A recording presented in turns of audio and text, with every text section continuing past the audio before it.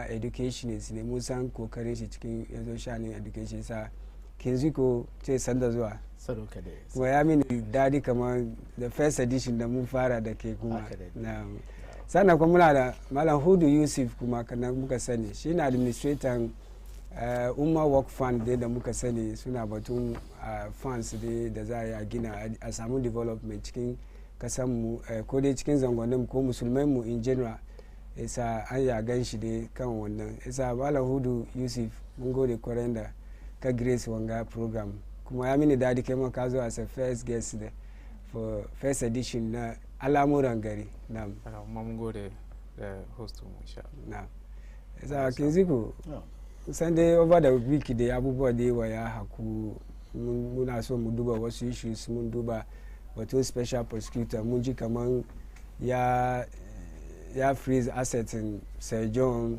issues, a lot of issues came about sannan kuma fix the country kuma su make headlines for wanting to go on a demonstration with arms da sauransu su make headlines sannan kuma batun da elections na regional MPP elections kuma ya zo batun where it goes to the highest bidder mutane sun biya kudi allegedly sun biya sun win votes shi ma hal mahama ya riga ya je ya ga ya sunan shi special prosecutor ya petition special prosecutor kama a investigate wannan bribery allegations na ya duba sanitize elections mu sannan kuma mun san kuma batun wadin da abin da ya haku alleged sex tape da ya leak aka duba aka yi ma yaran wani hukuncin da bai dace da nagari ba a whole lot of issues came about ana duba culture tradition kuma versus secular laws da abubuwa sa mun dai duba waɗanga issues sun ga mu sassanta na farko dai shan ce muku sannunku da zuwa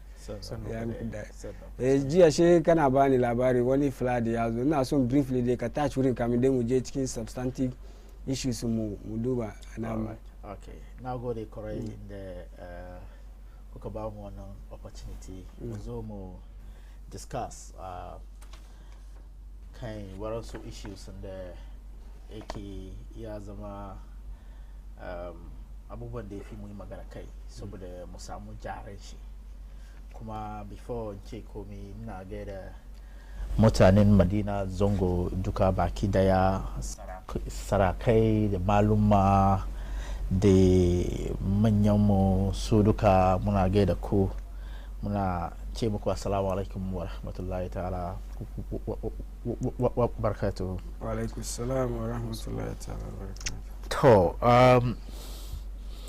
batun flooding da yake faruwa cikin Ghana mun ga ya zama wani abu da ya fi yan gari mu duka mu tashi mu duba yadda za mu yi mu solve wanga situation because kowane lokacin da adire yi over let's say for more than 5 minutes kagan kaman wurare da yawa ruwa ya cika gidajen mutane bata kayan su waransu ma wani bi yara suna babakewa waransu kuma suna jin ciwo waransu kuma na mutuwa kuma ina gan in the 21st century da muka kai ga bantama a serious country kamar namu haka Ghana should be faced with issues hakan ga because muna gan kamar da wanga abubuwa da ya fi muna facing shi like you know like 80 years ago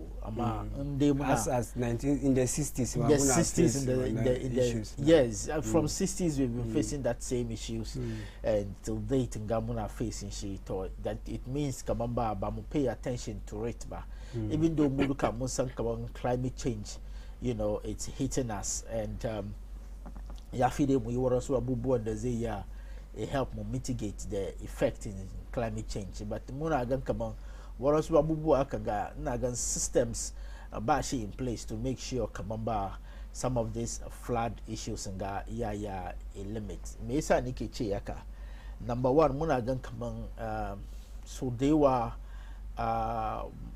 bola solid waste da ifi da sa cikin bola a aje ya bari yan bola su zo su doki ina find waste shi cikin goto tukombo sai je block waterways. Waranso kuma ana ya asiri musu kasa wurin da ruwa yake bin. Sheka gamme shi yayi himma ya je ya sayi kasa tracks da yawa ya zo zuba ya block wurin nan saboda yayi samu hanya ya gina gidan shi. Kuma ya manta kamar ya gina gida ya kare in hadare yayi wurin da ruwa zai bi nan wurin nan ya je ya tare da ruwa bai bin. Kuma some of these things ya bari zaman Ghana, especially during lokacin Accra, especially Accra. No, but when that happened in Ashanti region, kuma in Ashanti region, typically they were sons with the but we shine until recently in the so far experience. Yes, until recently. Flood the NASA main issues. But flood, but I say government will, successive government maybe but to take the bull by the horn, soon take one. No, I spend more than 400 million Ghana cedis till now. Kuma still wanna encounter one problems. That feels but anybody Malam who they take one the will from the government, government will in them. But she body. Can we blame the people? Whether muka ce suna gina hanyar ruwa da sauransu da shi ke cause wannan kuma suna zuba shara kuma cikin abotocin mu. Alhamdulillah na isa da gaisuwa zuwa ga masu duban bai na TV duka kuma da wannan opportunity da kuka ba mu zo tattauna al'amuran da ke tafiya cikin gari. Gaskiya batun flood da kamar yadda dan wana ya fadi ba yau ya fara ba. Kuma ne za a duba wa za a blame mu duka za a blame gwamnati, a blame citizens kuma ka understand ba the whole issue na gan systemic ne kuma ba mu zama mun plan yanda ya fi mu plan garin mu ba garin da muke da ya zama kamar development ya ringa ya planning ko wani ayi abin da ya ga dama akwai loss amma ba abin shi ya kai mu inda muka kai gwamnati ya yi na shi ya zo ya yi baki in abin ya faru an zo a yi kaza a yi news a yi komi a yi magana da mutane yadda za a yi amma da yana da kowa je kwana jiya June 3 7 years ago mun san abin da ya faru Ghana yadda an kai ruwa cycle da wuta duka mutane suka mutu wani lesson muka doki santa na duban yan jarida kamar muna da repeat kam in tamu ruwa ya kai muna ya zama ritual abin da aka tun fadi shi no aka yi zuwa kuma a fadi mun yi kaza mun yi kaza gobe sai mu je mu yi kwana next year zo the same thing so June 3 ko shi ne June 7 years 2015 yanda abin yayi mutane suka aka rasa rayuka da sauransu so it's a high time dai mu zama mu plan abin nan da kyau ko da ya ci kudi ma ne it's better mu samu one time solution for all this so da mu san kaman mun gaitare wannan amma kada ya zama kaman muna addu'a Allah ya muna hadari saboda yan shuki political will nan da bashin ne political will ne karan head na yayi sai da kyau to sauran duka ya trickle into the average Ghana ga ba wurin kalima ba rayuwar mu as Ghanaians komin mu kaman ba mu da serious cikin lamarin da muke cikin garin haka dai ne ke gani because tun muna yara abin ya fara faruwa kana san government will come they go wanga ya zo ya wuce kama muna da tattaba problem nan ne amma in ka tambayi technocrat an fadi maka Accra is a low lying area akwai wasu wurare bai fi ana gini ba su jolun gado kana jo bai fi a yi gini ma ba wurin ba amma yanzu an yi gini manyan man lafiya su a bilin peruka da yawa waterways sai ka tambayi kanka ko da muna da loss ma da ake gini na ba su gani ba so everybody is blamable amma ni dai zuwa gaba da ni na feel kaman a ce an set back an involve special plan technical engineers nan su gwada muna hanyar nan don so dewa in ka bar ma politicians su yi politics su yi siyasa da shi at the end of the day MPP ya wuce NDC ya zo in su mai zo the same thing za a yi maganganu ta hal abin ya je ya abin ga ka na san a bar ma government institutions da aka mandate su duba lamarin planning mu wani ya gini cikin inda hanya wuta ruwa ke bin kan hanya aka kare amma enforcement na is another thing muna da laws nan dokan nan muna da su amma yanda za a yi aiki da shi kuma shi ma is a whole wahala on where everybody is blamable. Do you agree? Yeah, well, to an extent, everybody is blamable, but I would not really put much blame on the citizen. The government in say about because I feel like systems need na ga systems ni ba jara ba because as mukiga muna the environmental offices you know across every district can understand in the office aiki so make sure come on you know under duba waranga abubua muna the town and country planning the office na duban to make sure kaman nkana jina gidanka inda bai kamaci ka jina ba ka gane an zo a stop nka kuma you know a bincike a find out why sai maka kasa the kind of all these things isa inda kowa ya tashi yayi aikin shi da yanda ya kamata ka gane ga EPA masu ma they have a role to play very good ka gane EPA also has a role to play kuma even teachers chicken school kuma they have a role to play because then ya muke kartar da yaran mu da suke girma su gane kaman ba environment nan gashi ga abin da ke go on ka gane and these are some of the things that we if mu sa hankali mu kan sosai mu ya mu duba yanda za ya yi so that in the next maybe 5 years mun ce mu ya mu kawo 5-year development plan on no flood in Ghana you know ba mu ya mu ce we aya ce we ba flood because even developed countries ma akwai flood natural disasters yes natural disasters na happen amma kare ya zama kaman kowani lokacin da aka yi ajari kaman 10 minutes duka mun samu flood to tankan ba mu yi komi ba yasa ya fi a better systems a work ka gane a decouple political influence from waransu key environmental issues there technical issues that they affect mu duka a decoupling shi from it wanga ya zama abin da flood ezo bai san NDC ba bai san MPP ba bai san MP ba inde you are at a place that is not accepted in adere ezo ya affect nka kuma inda zai affect wanda e cause wannan problem na kede ne ai da ba problem ba kaga ya je affect waran sun da ba ruwan su because kana gan waran su suna you know so it's something that we really need to look at. In one of the front page headlines daily graphic 8 arrested for building on earthquake monitoring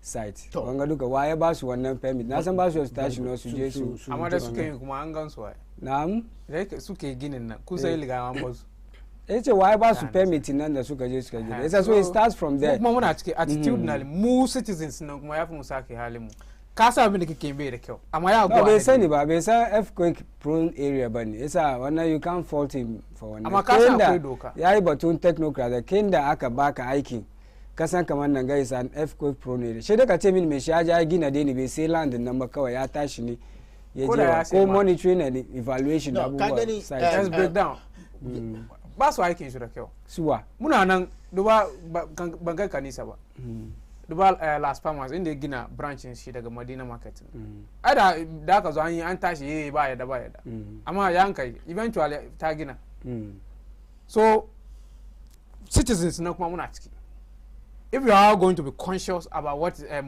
morals or morality ka san ga abin da kike yin bai da kyau sai mutum ya kwaso bola ya zo zuba cikin gota ya cika ruwa da ya da ruwa ya zo ya bi ya shiga ya bulla cikin gida wanda kan ya kama shi aka punish the next person big enforcement so you see issue nan ba now understand come on everybody is involved but largely the government will take largely that's what I want you to agree to yes largely now one responsibility she have na wani for example come on ana cikin class an ba yaro homework je homework shi ka gani yaro ya san kaman bai yi homework shi ban ya komo school the next day maybe teacher ya mai burala ka gani ko isa for the mere fact that yaro ya san kaman bai yi homework shi ba akwai wani abu da zai faru mai ka understand ya yi homework shi amma yaro ya san kaman in bai yi homework shi ba ya zo school in teacher zai mai burala in man shi ko baban shi ko wani teacher ya zo yi mai ya zo ya tanye shi kana yi mai burala dan yaro nan bai yi ka understand so these are some of the things that we really need to put in place so a bari mutane su gane the kind of penalties that are involved kagani when they break certain regulations and then we should allow systems to work can understand and so as activists for climate change exactly. Environmental justice the sorrows isa waran gabuwa za ka kan kamar za ya magance shi baya eradicating shi dai completely amma minimize effect in flood dai especially capital city mo very well kagan abu uku ne first of all we need to look at the political will we need to give people who are supposed to make systems work the power to allow the systems to work. The second thing is we need to look at the what do you call it, education. All right, those who have already grown up. Yafi, I try again, maybe once every week. Okay, there's going to be an educational session on environmental sustainability on all television platforms.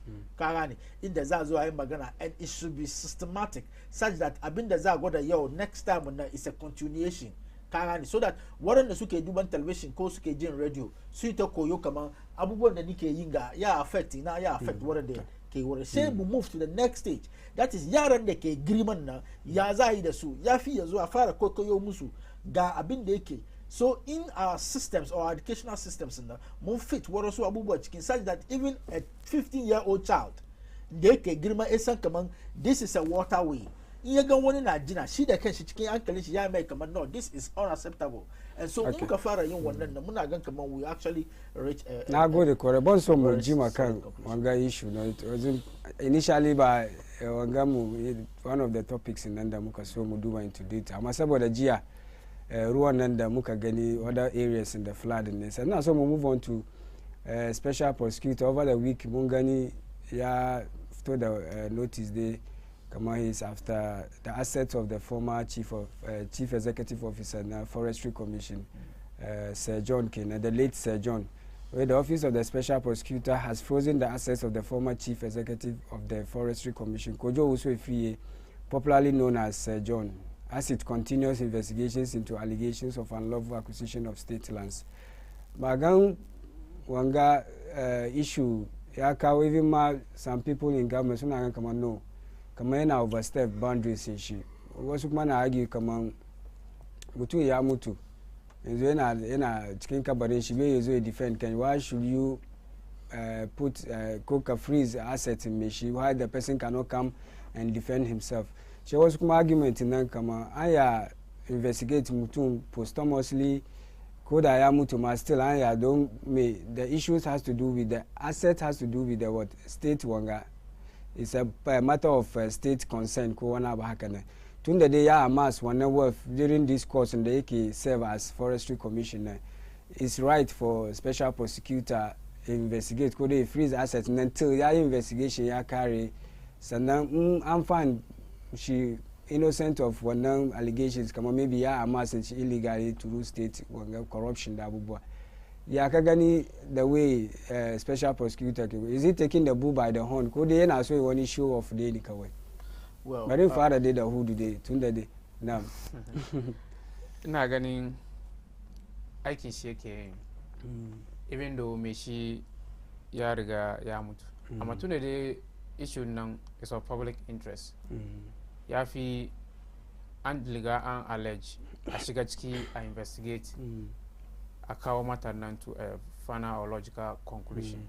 So whilst investigations are ongoing now, ya zama dole ne wani kudi ne wani arziki ne yake da shi ne a freezing shi.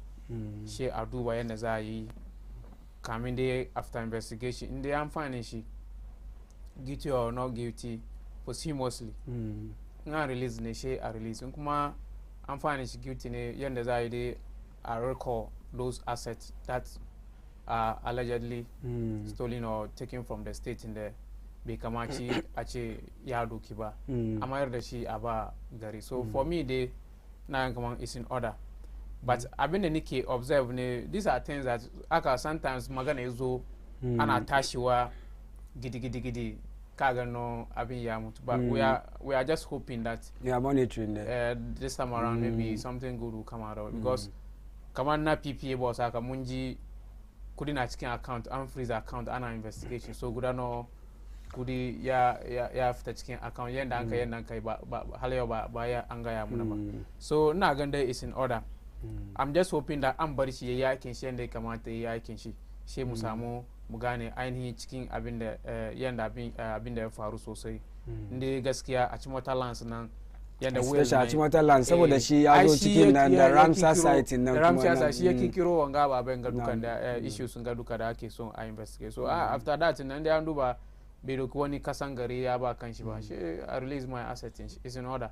ba wanga ya kawo wani bakin jini tsakanin shi da maybe wasu dai cikin mulki ne suna gan kamar you are going after our own ko wani ba ka yayi kawo wani maybe mun sa abin da ya faru da auditor general kuma mun ga Mati Hamidu kuma shi mashi da gamin sun jajja bai kawo wani bakin jini dai tsakanin akwai wasu mutane da in ka taba su dai ka san yi suna do dai an ce aikin shi yake nan aikin shi dai yake amma yana system nan kuma yayin nan over the years akwai wasu ababen da ya faru sometimes magana ka zo me shi ya tashi zai yi aikin shi mu ne muke observe muke zamne muke duban nan she zaman kamar mun lose confidence because at the end of the day abin da ke faruwa bayan mu da ba mu gani na ba mu san abin da ke faruwa ba ka na sana an ya kira shi a ce mutumin mu ne ya za ka mai haka bari ka gano an yi U10 garewa ka gano magana ya zama police case ka understand but mu dai mu samu hope wanga ya zo after matina mu da ya wuce ya zo ya ba mu assurance kaman ya ci gaba da aikin nan let's keep on hoping ba shi da benefit of the doubt mutane na da doubt su but at the end of the day it's a state institution kuma an ba shi mandate shi aikin da ya kamata yi ya san laws nan so ya ci gaba da aikin shi as to what happens behind the scenes now wannan ba za mu yi mu gane kuma mu bari ma Allah because sometimes people have mistrust kamar mutane ga showmanship kawai ne at the end of the day abin ya die inda ya duka wani abu ya wuce da shi ka understand but let's remain cautious when mu ba shi the benefit of the doubt kuma ya aikin ne ya ka ganda this whole issue of asset frozen. Well, first of all now ya fi mu duba abubuwan da ebere magana ake inda ake first of all mun ce wai kowane public officer before ma a bashi aiki ya fi a declare ka gani mun zo kan public declaration act na 550 na very good ya fi a declare resources shi ko asset shi goma isa da inda Sir John ya declare asset shi wannan lokaci sannan a send wannan public office nan da ina gan kamar da abin da ya yi wani dan taushi kadan ka gane ko amma saboda bai ya kanan nan ba kowa na gan kamar inda a mass wealth shi kenan that is number one. Secondly kuma ne shine batun shi special prosecutor na ina gan waran suna na so su ce wai he's going after one of their own kuma inda za a ce cikin gaskiya the special prosecutor is supposed to be an independent office inda zai ya a prosecute kowa because abin da yasa office shi ma aka constitute office shi is to minimize corruption cikin country na so irrespective of whoever is on the seat and whoever has power na ga an sense corruption in one way or the other ya fi ka gane a bi mai shi ko a bi mai shi so that a ya approve cikin wangan mai shi so na gan that is his work kuma muna expect kaman ba wanga ya zama wani wake up call even though party shi so to say ake kan power shi kuma ake prosecuting shi and freeze accounting shi na ga ina send wani note of caution ma kowa kamar okay Ghana ya fara sakewa that is if indeed it is not a showmanship karane then that means Ghana ya fara tashiwa kuma yanda za handle issue ga to the end shi zai determine whether citizens and samu confidence cikin the special prosecutor's office ko ba su samu saboda an san kamar okay abin ga ya zama wani issue of public interest kuma ana so a duba yadda zai je a land isa inda ya land at a point where the whole citizenry are going to be in sync with his conclusion after the investigations, then it means that the special prosecutor's office and then ya redeem one image in the efi a samu to wannan kowa ya mara mai baya ya yi abubuwan da yake so yi so ni na expect ina trust office na believe kaman sun yi abubuwan da ya kamaci a yi because sun san kaman Ghana yanzu an wayi isa idon kowa na kan abubuwan da ake yi so na expect kaman sun yi good job and so na gan kaman he's not stepping beyond his boundaries and I so want to believe kaman ba he's trying to pull the bull by the horn. She na yi da na tambaye Malam Hudu wannan batun bakin jini tsakanin shi da maybe wasu in government da sauransu kuma you are going after our own mun gani dai back and forth tsakanin former auditor general da kan da shi da government suka je mun gan kuma Martin Amidu kuma shi ma haka wanga bai kawo wannan already na gan wasu dai suna attack special prosecutor nan kaman like abin da yi ga ba shi ba daidai ba ne why should we go after somebody who is dead kuma like yana overstep boundaries shi ya ka gan wurin bakin jini kamar ya taka ya ke kiran shi tailing lion kenan well gaskiya with the special prosecutor's office now inda yana so ya redeem image shi ina gan kamar targeting people in government zai bari ya samu wannan quick image da yake so ya samu wannan positive image da yake so ya samu kuma gaskiya dai waɗansu sun ji fushi kamar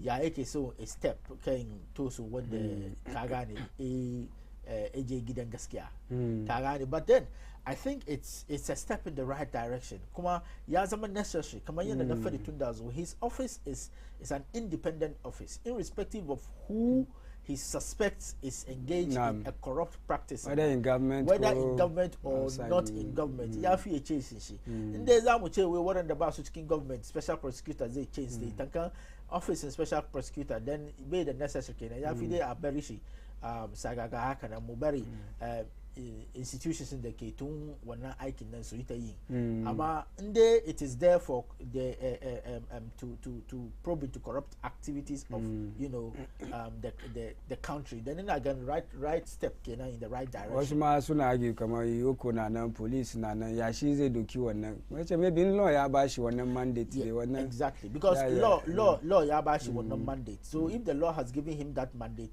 kuma ina gan kamar ba creating the special prosecutor's office in its clear sense now it's not wrong because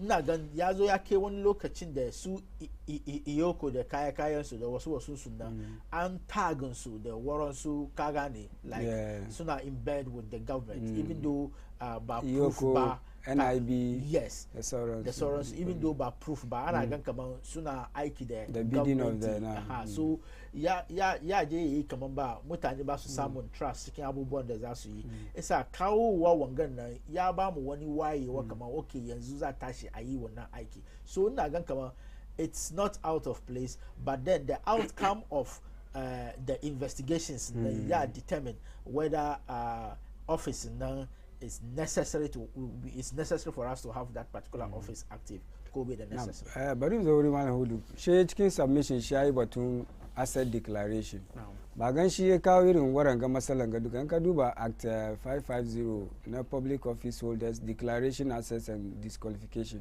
act 1998 kenan we bari dai read kana we a person declaration of assets and liabilities by public office holders. A person who holds a public office mentioned in section 3 of this act shall submit to the Auditor General a written declaration of A, all properties or assets owned by him, and 2, B, all liabilities owned by him, whether directly or indirectly. The declaration shall be made on the form provided in Schedule 2 to this act.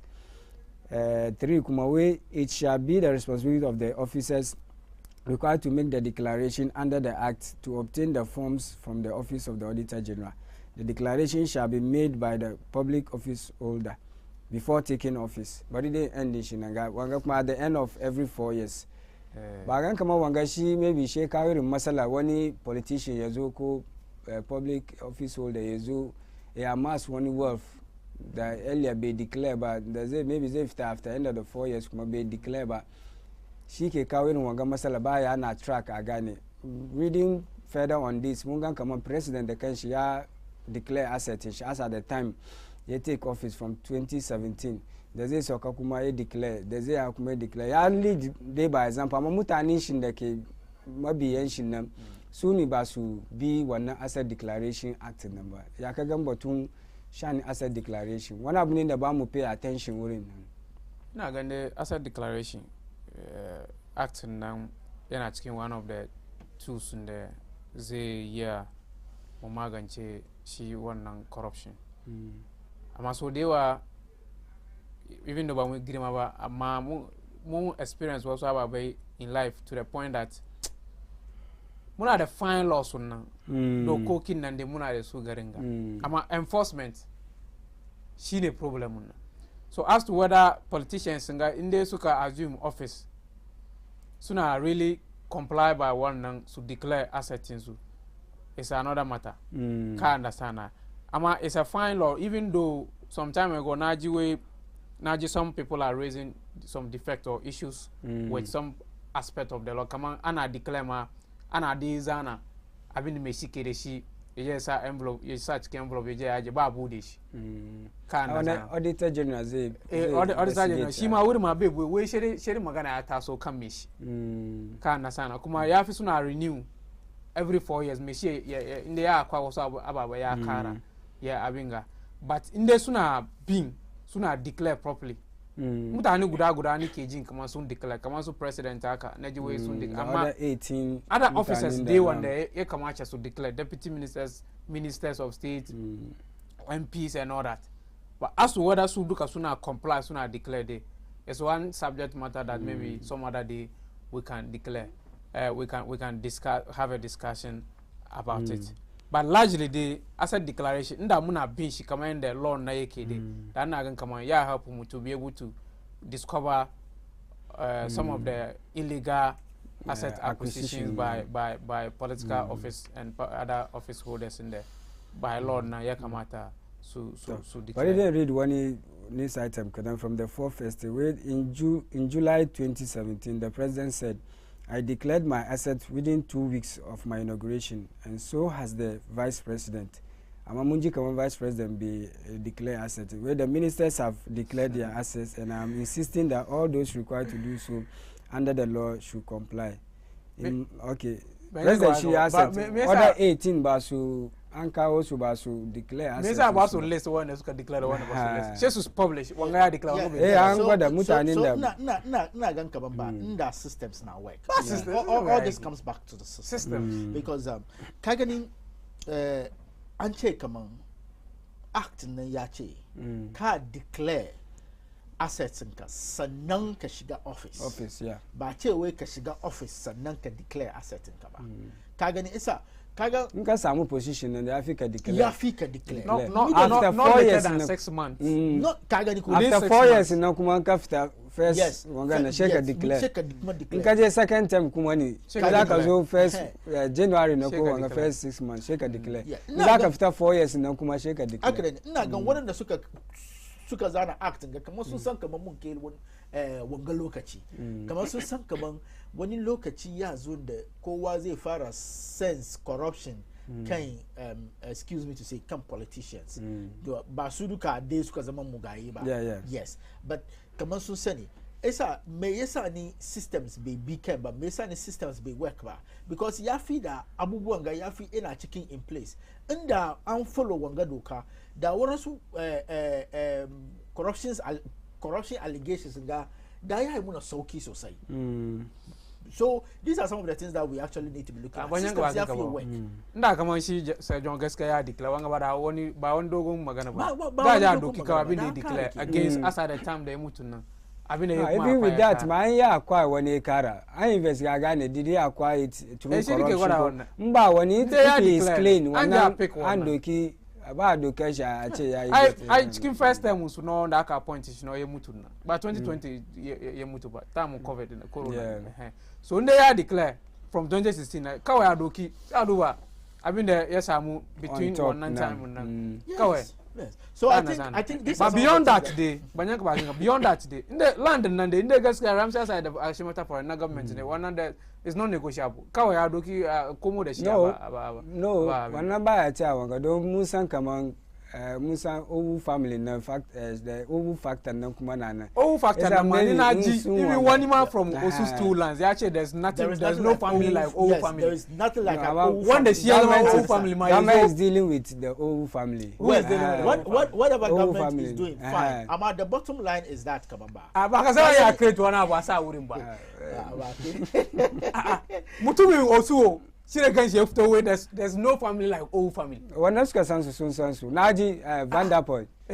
odododio we shi owu na chiko family go be samuland na when munsan we shi you have to aje shi na chiko about bottom line yafi you know the citizenry yafi mufara put pressure on office holders to do the right thing because asali ya bin dey say amoke bi and taxes moke na so with the susu yes so I can dey kamachi so taxes and ake bi and so the shi it's whoever is supposed to make sure kamamba public officers are supposed have declared their assets before they get into office. Auditor General especially. Exactly. So you have to publish publish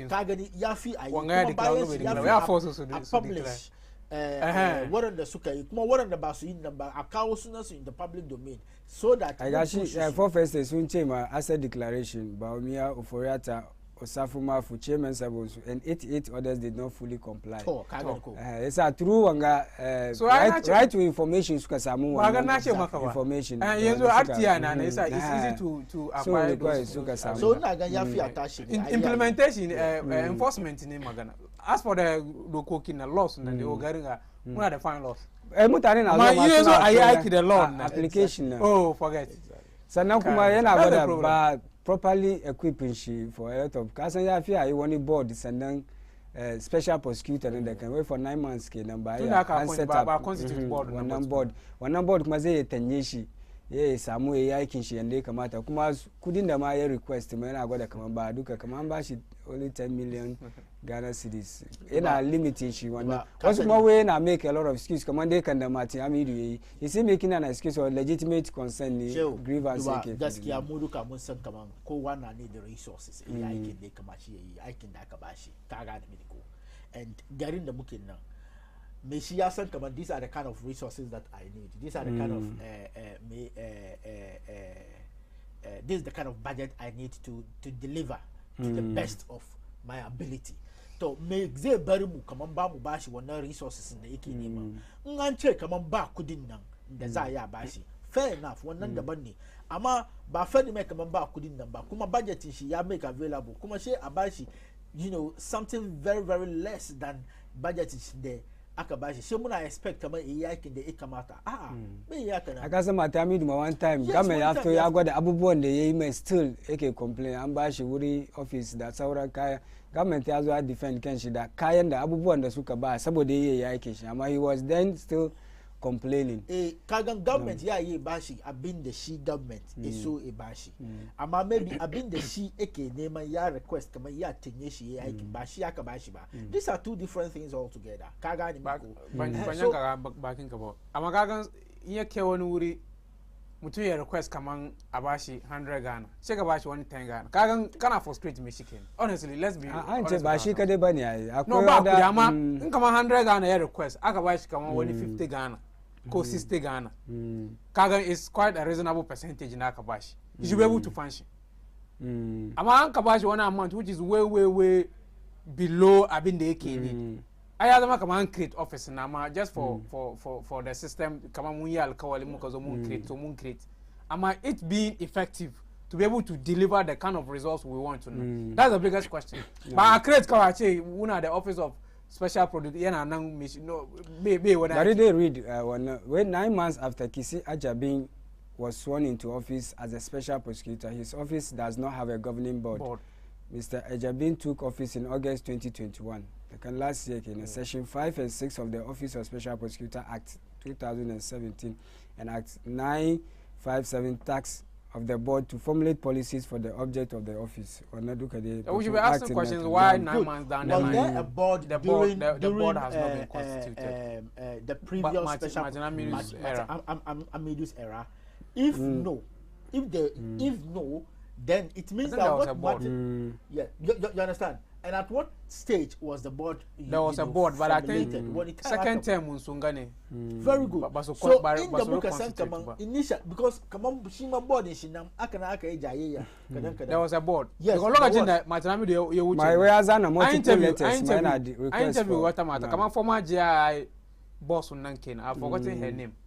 She Italy board chair. Can understand. So after election now 2020, I reconstitute another board. Come on, since then, none about constitute. But the question that but we should be asking why 9 months? You see, what I'm asking is that earlier on now, na Martin Hamidu how long it take aka create board kagani yaje back and front teo sanaka create board now but yanka bari read wanga saboda clarification where the OSP is said to have made a request for approval of 1 billion Ghana cedis budget to set up the office. 1 billion. 1 billion. Build a cyber security and forensic lab, cells to keep suspects and purchase the other logistics. But available information indicates that the finance ministry committed about 170 million. Okay, about 10 million. 170 million. Out of which 10 million have been 10 million now can release. Okay, 10 million. These challenges are not new to the office now. It's a magana for the 10 million. That 170 aka. Banyanka baking about. It also goes down to planning and knowing. Can't understand that. We need to take time and plan some of these things. But when I hear alcohol, I'm no gidigidiba. Then I need a lot of setup. He cannot rely on other state agencies to support him in investigating cases and all that. Can't understand that. One of the reasons why one of the reasons in the buyer before he led to his resignation. Yeah, God, come on. Even Guinea man that I could bash it as to use as an it wasn't safe. Can't understand. Aikina is very high. It's a high risk. So this one also about you need to be able to provide for them so that they can really be effective. Otherwise, come on, now son. Come on, they create one of them. Come on, they check. Come on, manifesto. So 1 billion Ghana cedis. So this can I expect I meet Wanga. Very good. Kaga, I've been the muke. No, but of course they have to ask for breakdown. What goes into what cyber security? There was lab. So what I'm saying is that it is a new office. Kaga ni medical. Kuma gabin de eke need. So in the muka sankama maybe bamu ya mu meet one requirement of creating a new body. Kagani deal with those issues in the immediate term now. Why not Kamamba mun concentrate can look at strengthening the already existing offices now, because when not maybe in that strengthening so and making so autonomous on their own and making so independent. Maybe Waranga expresses in the special prosecutor can need in the Bezua because Musa maybe Bakudi. Why is it that the person will be requesting for 10 billion? 1 billion. 1 billion. Shawa is 10 million. 10 million. Close about no, where's we that's about 170 170 is a finance minister. 170 I'm out of 170 na akaba. I've been there shiga hanu shine 10 million. 10 million. I'm answer 25 million. So 25 million national criteria. It's about priorities. Yes. So it means that this 10 million how many percentage? Come on 1%. Threaten already existing bodies in the AFI that now come on 1% of what is looking for Kenya. It's like so it's just like 1%. 1% of the total budget is asking for. You see, no, asking for too much, maybe. No, that is what he believes. Fine, even if he's asking for too much. No, give him close to about. Why assure him that you're going to give him like 17% of what is requested for, and then at the end of the day you are giving him 1% of what he has requested for. Maybe somewhere around 50% is halfway. Kangani, shall push it. I can the ekamachi. I'm still of the view, Kamamba. In the Mumbai systems, Mumbai systems, ya work. Creating of the special prosecutor's office would have been extremely unnecessary. So, agencies that demonstrating so. The CID too is there. Mundi coupling so from all political yasuneshi. Why argue come on? Maybe President Nasu got he really wants to fight corruption head on. It's like our special prosecutor a chase like specifically for corruption related. If we want to fight corruption head on, 1 minute. If we want to fight corruption head on, it doesn't mean we need to create new offices. It doesn't mean we need to create new agencies. All we need duplication to do is, yes, that's like a duplication of responsibility. Let's actually strengthen the existing offices. Let's make them independent. Let's stop. Yasuneshi yaki kerenshi. Come on, when I control you from buyer, I'm looking for the right word. Kagani, I'm very direct in Suyende.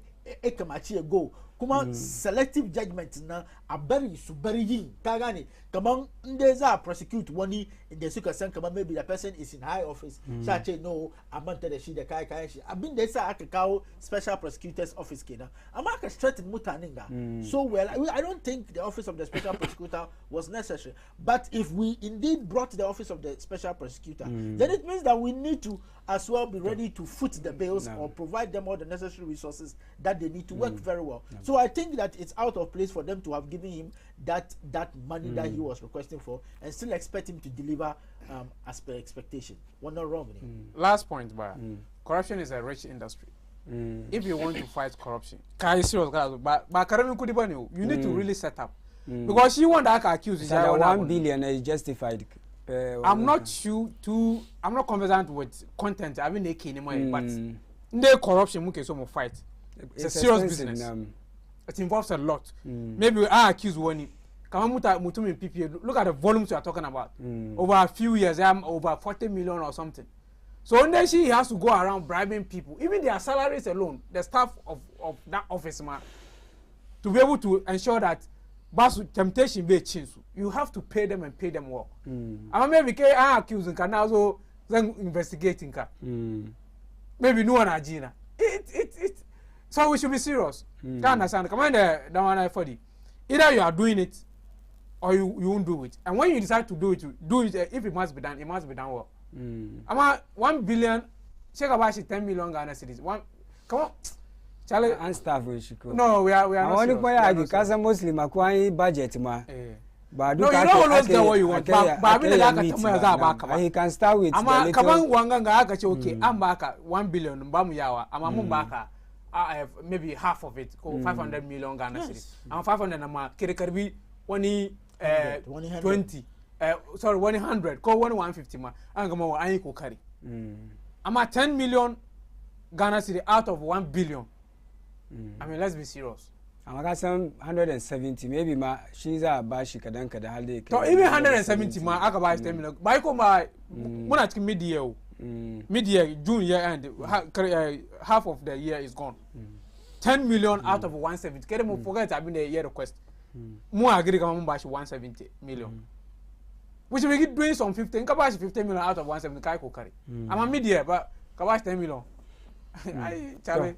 Jama'a halwa yau da muna kan show mu na Alamuran Gari inda muke duba da issues da suka make headlines during the course of the week. Mun duba da kadan batun flat kuma yanzu muna duban batun asset in Sir John da aka freeze by special prosecutor. Mun kuma duba batun shanin asset declaration kuma office of the special prosecutor kuma kayan da ko kudin da yake need yayi yakin shin da ya kamata muna ji kamar 9 months ke ga governing board na ma ba set up ba mutane na gwada special prosecutor kuma yana complain too much ya bada kama a bashi 1 billion Ghana cedis yayi aikin shi out of 1 billion na so far da kudin da ya shiga hannun shi ne 10 million Ghana cedis yasa wannan muke duwa muke sassanta ne da Abubakar Newton Ziko da Malam Hudu Yusuf suke muna karin bayani da batun issues ne yasa kuma kun ya ku join mu kan discussion kan WhatsApp line da ke kan screen nan ku kawo ra'ayinku wani suggestion ne wani question ne wani abu dai da zai enrich discussion na kuma ku kawo ra'ayinku mu yamu na samu wasu message dai from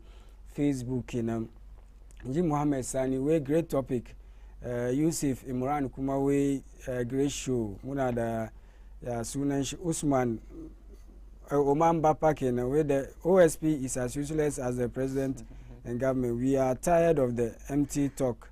We Ghanaians are suffering. Shima ra'ayin shi kenan wani kuma Sayyida Huda ko Sayyada Huda ita kuma we that office was a show off, is it?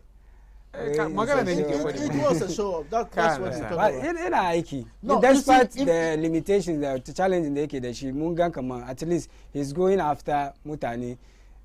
Ko jiya ma mun gan wani ban san how waga batun wani guy kuma da aka kawo notice kamar shi ma he's wanted by the special prosecutor. Yana go after. Wannan muna samu san da kaji kaga abu gudan mu to future actions in that ake take shi ake report mu no ya bi one yana da maybe 100 cases da yake follow amma fadimin single case ne ya follow through halaka kare yanzu ya zo ai 9 months ago aka appoint August 2020 still investigation na take time isa baya attach no aja che an kama ko batun se John ka san ya take time sannan no we the whole asset we have to be serious.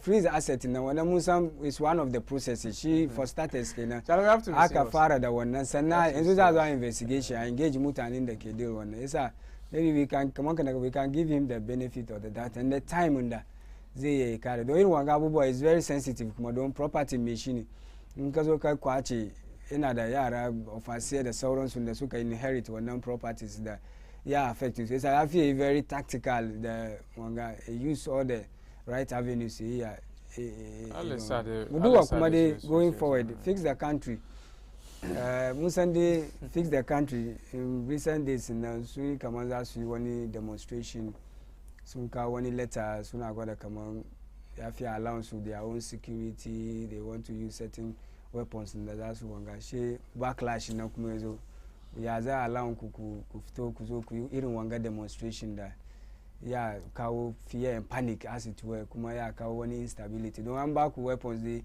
ku ya ku use ku wanga amma mun gan kamar ma sun fito upon maybe second thought from my hindsight sun gan kamar no abinda muka yin ga ba mu yi shi ba mu zana shi da kyau ko dai ba mu fadi shi da kyau ba sun apologize they ask for forgiveness ya ka gan this whole activism they mu duba shi in the larger context of activism how we should go about it especially with demonstrations now. Okay, so with issues regarding fix the country demonstration kagan maganar nan an ya a splitting shi kaga mu splitting shi kaman cikin kashi fudu saboda za mu yi mu understand issues nan sosai. First of all, citizens want to embark on demonstration. That is one. Number two, suna son su samu their own personal security for the demonstration. Biyu kenan ko ba ka ba? Uku, suna son demonstrators nan su rika but yanka bakinka but they didn't read for the sake of context we in quote kenan we will bring our own security company to provide protection to demonstrators. All weapons held by demonstrated or by the contracted security personnel will be for personal protection only, and all weapons will be duly permitted in accordance with the Arms and Ammunition Act 1972, NRCD 9. Sanaguma we proposed route and destination. We expect that the demonstrators will gather at Circle. The procession will move from Circle to the Ghana Broadcasting Corporation, where the protester would make a demand a slot on GTV to speak directly to the nation and lay out our grievances in accordance with Article 51(11), which guarantees fair opportunity to Ghanaians to present their programs to the public through equal access to the state-owned media. From there, we will march to the police headquarters to demand to speak to the Inspector General of Police and present an oral petition against the extrajudicial killings by the police and the robberies being committed by members of the police force. It's a issue in the kind of common first about to use one weapons and then the special security soon J kuma soon demands to GTV kuma to address nation from them kuma soon kuma J sugan IGP to address Shima. So now going come demonstration because they send oral petition now. Demonstration that to fix the country is also embark on in its clear sense in a kill demonstration day in the young Gary muka gan kaman wani abu ya shiga muna dufu ko muna cikin nasuwa muna so mu bari manya su tashi. Yes, demonstration ni one of the avenues da ake ya a use to amma demonstration nan kuma an kawo waransu measures in ka duba Public Order Act nan ya ba mu wani waransu measures da ifi kowani mai gari duka a peak inda zai embark on wani public gathering which includes demonstration. One of it is notify the police service kubakaba kumanka notify sumbaka security, because then the police won't believe command they are extremely trained to deal with, you know, crowds of such sort. Sumbaka protection, some protect kill demonstrator now from the other public. She should protect the public also from you, the demonstrators. And then they will also protect you, the public, and then the observers from properties in the AK Chicken Gary, so that buyer and destroy what also properties in the Chicken Gary. So I think it's not out of place, come on, I demonstration.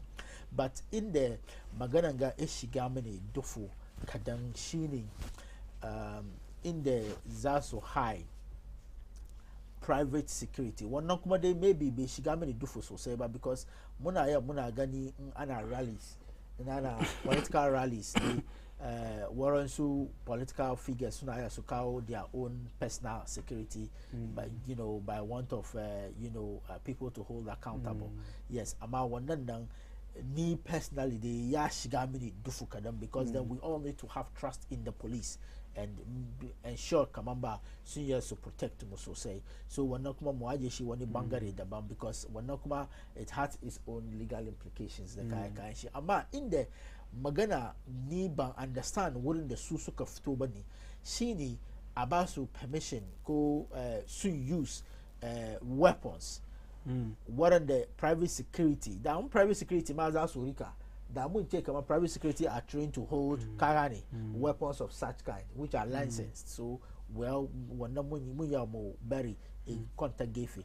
Ama demonstrators in command Zasu Rika karani the ammunitions and down. She is about for protection, so personal protection. Yeah, about personal protection, whether personal protection or not personal protection. We know that security officers are being trained to handle ammunitions. But then the demonstrators, those who are coming from elsewhere to come and demonstrate with you, are they also trained to handle ammunitions? Things can, yes, and then you see handling ammunitions, it moves way beyond holding it, because then aside holding it, one year provoke, do you have that kind of psychological strength? To think through and say, no, I'm not supposed to use it because this is, you understand? So it basically means that we are having weapons licensed weapons in the hands of wrong people. And so, weapons, they are sending a subtle message to the police brutalities, the Abubu Bakaman, necessarily soon as to use weapons, but maybe as a message in this we can send. Musan, recent past police brutalities on civilians. As soon as to send one message, then but command in the right sense of the word, as soon as to use one weapons and then good. So Kagam mum protest so they were. Kuma muna protest, muna yamu use a lot of measures. Unde kuna so could prove one point. So akwe artificial wooden like guns and desire de doki aideshi. Kuma even one number is unacceptable. Yes, by the way. So even holding the live ammunition weapon, even though it's registered in that, it's uncalled for. Look, kunya kusa magana da kuke so ku send across in the petition statement. Can you understand? Magana da kuke so ku send ya shigo cikin statement. Kuma you send your message well. Kuma muruka muna cikin garin da mun san abin da ke faruwa, and so you don't necessarily need the show of weapon to make the people understand what you are trying to send across. So ina ga wannan part na is unacceptable. Kuma akuma kara kaman ba za je a demand a yi magana kan national television, shi kuma ya shiga mini dufu kadan. Ka gani inda ba batun ammunitions nan, she za su je su demand su yi magana kan live television, national television. Wannan kuma ai da ba problem bane. Da mu ya mu ce mun ya mu understand, and so from that direction, because it's a state-owned media platform, and then it's a property of all Ghanaians. And so that suggests you what munche kamamba, well, it can be understood in that direction. But going there with arms, Musa have been there happen during coup days in Ghana. Musa have been there, it happened yenda akai. Kumaba muso muje back to those times. And so if you even wanted to prompt the minds of the people, and then again using this strategy was extremely wrong, very very wrong. Kaduwa mutani de sunche no muna ba ku support that. I mean, come on cross line. Maybe they got carried away. Yes, and to even come back and make a U-turn, come on, ba wai kun min kaman za ku yi bane tunda ma akwai ban on noise making and all sort of things and no, you can't just put your brand in this kind of demonstration fix the country. Wamusan wanda ke gaba wanga abubuwa shida kan shida police ko dai government suna da issue batun court shida da aka wanga ya ake kiran shi Mausi Oliver Baka Vomawo shi ke head wannan fix the country wanga yana shugabanci su dai na gan ya ake kiran shi Captain Smart yanzu kamar ya distance kan shi ma from wannan abubuwa maybe backlash na ya bari kagan to demonstrate is your enshrined right in the constitution. Only be do come one away from you. You have the right to demonstrate, and the law only requires that ka for the police kamarana kazamuna so demonstration. Kuma da suka soma sun demonstrations da yawa. Ka understand that. In the yede yashiga min duhu ne why they want to wield their own ammunition or surika kuma so invite private security company to give them protection. But the only signal it sends to you is that people are losing confidence in the police when it comes to demonstration because demonstrations back even with that Kalus ama wanga demand is just unacceptable. From where I said that is how I see it, and the fact that they feel the police is somehow compromised. Can't understand that. They look up to maybe so brutalizing. So I think in time past most demonstrations it ends up being violent and all that. Can't understand that. So they think that the police is not fair enough to give them the kind of protection they want. Hence they need private security. But one they justify one decision. The only mandated body by law to give you protection on demonstration is the police. So whatever issues you have, sit with the police and discuss. Can't understand. In the date in the cook about and the basu some also protecting Kunoku private security. Could agree with them. Because maybe someone there was other events King Gary they are concerned about their attention cannot be given to you. That's why they are asking you to postpone or something. But even G come on soon date police here denies. Kuma we should make one thing clear, come on. Basuna need permission from the police to demonstrate but police and they su basu run and that's where su basu protection. But I need demonstration. You don't need permission from anybody. Can't understand that. So this business about the soon as the council to really car ammunition is one. I don't know come they are going beyond Abinga. Masuda council soon can effective. People who hitherto were part of them. Suke supporting Sufara Abinga suna jam by. So they should be careful. Let's go far Muduka Muna in support, even though we are not involved, but spiritually. No, I'm going to screen now. I fix Garina because there are issues.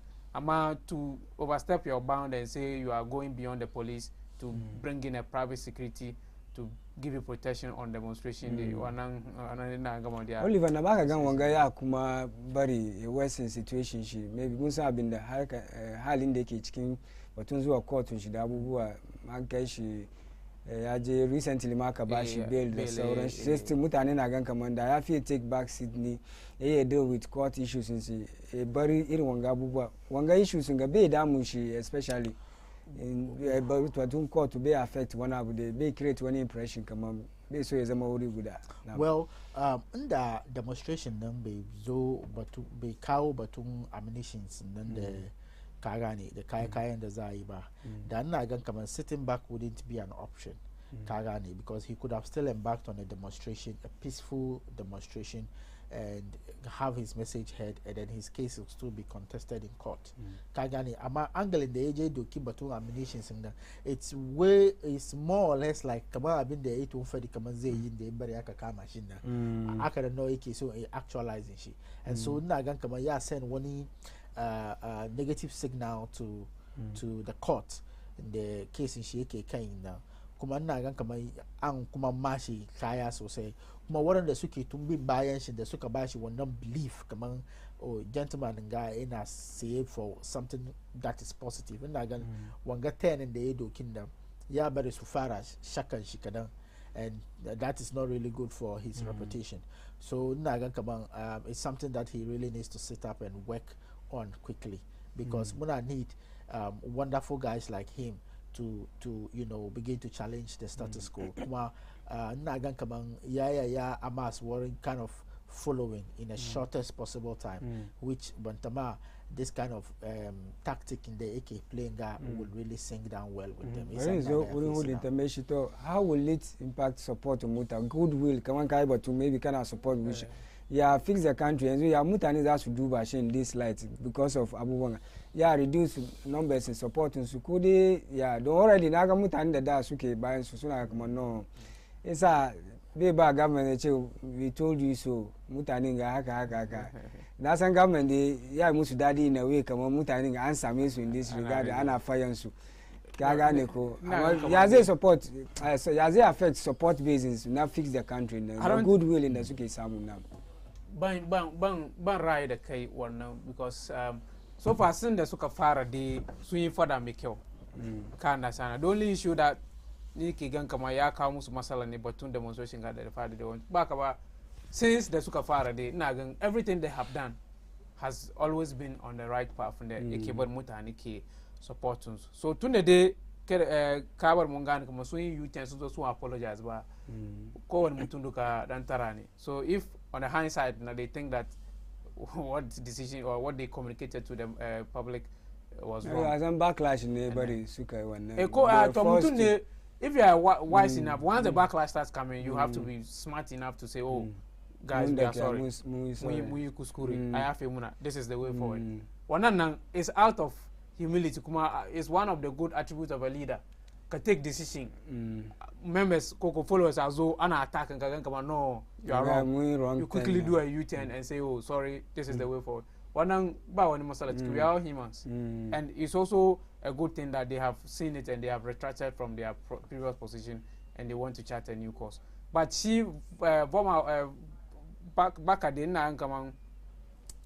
case in I don't know, but it's just sometimes I feel come government now so to use one case to frustrate the entire face the country movement in it, because government HQ she kasa garin gare kasa masala the court today kunun ka gaji da postpone adjournment processes ne ayiko what the process ne na adjourn cases saboda samu maybe facts wasu abubuwa da sauran shi yasa yake adjourn case sometimes muna maybe wasu na gwada iye shin da yake yin nake kawo maybe ana frustrate shi ma da yafi no but we need maybe a deal that is waka muna need but he has to tread cautiously.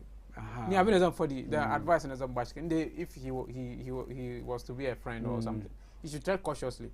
Can't understand. You can't be sure what they can do. Can't understand that. He should tread cautiously. He has the support of a lot of the larger masses.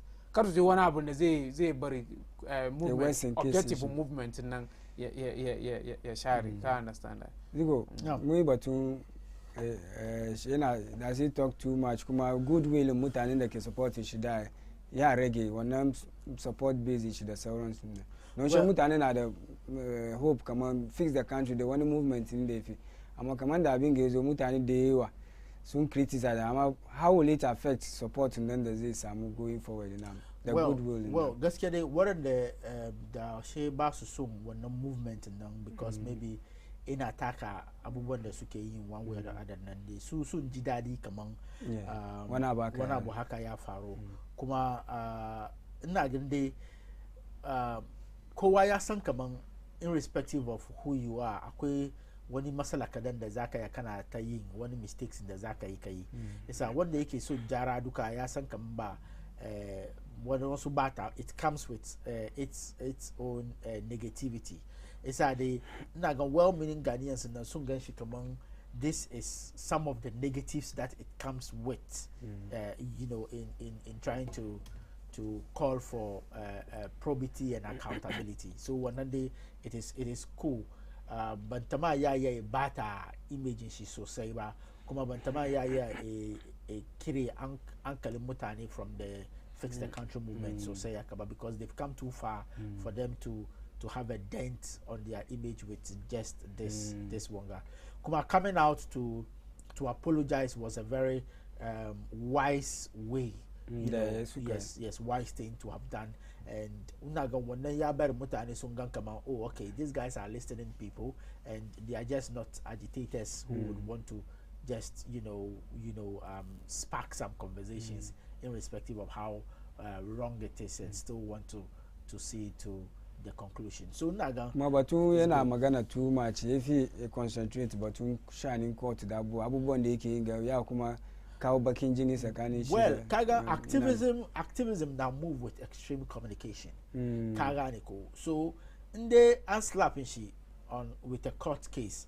She for that reason ana so e shiru mun naga it's out of place because activism da kai shi ire waraga abubuwan na zuwa cikin ya kai ka court wannan time da kike samu wannan energy if you can strike ka hit harder because mutane suna son su gan shugaban wannan movement na it's stronger even though an tataka kana da kwazo still za ka gaba.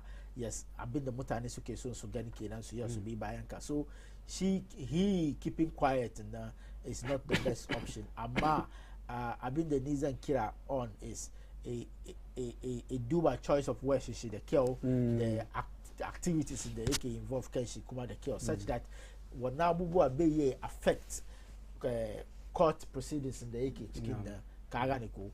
So that's last issue, but the last issue come but to Wanganga. What's one I got a hearing maybe movements in Haka fix the country. Previously Mungan hearing one of Haka so after Occupy Ghana, the Sauron's Christians, Mungan was soon Shiga government. So it's just a conduit for them to help maybe opposition to Shiga government, Shesuma about positions in it's a body activism number the consistent. In she afara government in the yesake government in the AK aligned to she getting government she shouldn't do when you ache abinchi na working kade baka magana ya ka gan batun activism ma in Ghana with this movement da sauransu kaman kana mun gan yake kiran shi afagde mun san su sannan kuma occupy Ghana do occupy Ghana na gwada kaman still suna magana mun san wasu su da sun shiga cikin gwamnati let my vote count da sauransu ya ake duban su da wannan ido. Okay, so question da zan tambaye ni ko before answer wangana ka gani question nan ne suna fight legitimate cause ne. No motive na ke duba. Yes. Maybe you are not doing baka yin shi genuinely kaman kana yin dai saboda gwamnati sa ka kai maka samu ka zo ka samu office wala. Problem da muke face more of the time especially chicken Africa is muka gan wani ya tashi in a fight for wani one abu. Muna gan kaman me shi na need one abu in the future. Isa ni me shi na ke fight one fighting na. Fine. In the Messiah fight will not fight in one abu yazome in the future. We can't control that. But then I've been there if Muduba now currently. I've been there ki fight man ya dachi come a fight ma wanabu. Kagani is the person fighting a good fight. Is it legitimate? Is it something that needs to be fought for in this current time? Yes. It is akanani. I bet she continue. When none thinking come on in a name one favor later now, more she later. I'm assume make case for one them. Don't examples. Yes, I'm a machine a fight for something later. Sheba mubashi kwazo ko muna tunan. Okay, uncle we make come ba in the far fight and take come on na name one position later. It's a bari. Then who is going to do the fight? Was it Tashi? Who is going to do the fight? Yes. Kagan ko wani mutum na da interest suke abin da yake duka. Bai yiwa mutum ya tashi yana wani abu kawai. Bai yin shi banza. Ko ba shi ke kawo mistrust nan ba na. So, whatever it is, in the past mun gani Occupy Ghana su wadanganga da suka soma former su George Andanga duka. Eventually they ended up in MPP government. So whatever it is, come on, they don't want to for in there is a legitimate public interest cause today. I support it. I've been there so daga ba wannan koko one other interest in the yake da shi daga ba shi wannan at least he is fighting for all of us.